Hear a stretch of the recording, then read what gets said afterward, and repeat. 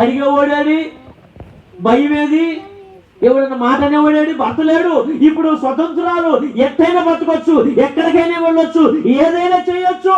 ఎవరు అనుకుంటే నాకేమో నా బతుకని ఇష్టానుసారంగా బ్రతకొచ్చు. మునుపటి ప్రవర్తన అంటే భర్త ఉన్నప్పుడు ప్రవర్తన సహజంగానే బాగానే ఉంటాం.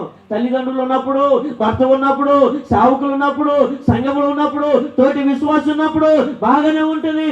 ఇది కాదు నిజమైన సాక్ష్యం.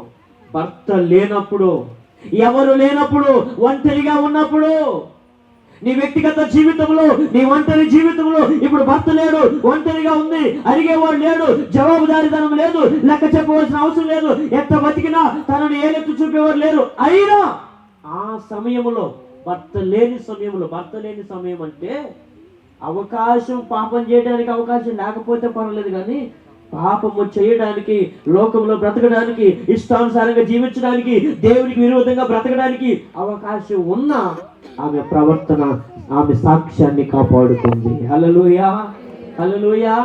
ఎన్నిసార్లు మన సాక్ష్యాన్ని కోరుకుంటుంది.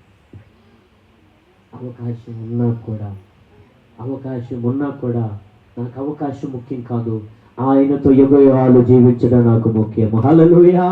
ఈ శారీరక సంబంధమైన, భూ సంబంధమైన ఈ అవకాశాలు ఏంటి? ఇది కొంచెం కాలమే. ఒక సేవకుడు అన్నాడు, ఈ భూమి మీద మన బ్రతుకంతా 4 రోజులేనంట.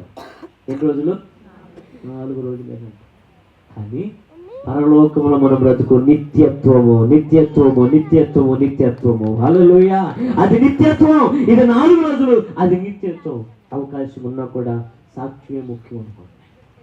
అందుకంటాడు, నేను ఏ స్థితిలో ఉన్నా ప్రభుని స్తుతించగలుగుతున్నాను, ప్రభుని ఆరాధించగలుగుతున్నాను. ప్రభు స్థితిలో కళ్ళమ్మకి వెళుతుంది. రెండవది సాక్ష్యము కలిగి వెళ్ళాలి. మొదటి సిద్ధపాటు, రెండవది సాక్ష్యం. అన్ని వేళలా సాక్ష్యం ఉండాలి. మూడో మాట చూడండి, 1వ అధ్యాయం 16-17 వచనాలు. ఋతు గ్రంథం 1వ అధ్యాయం 16.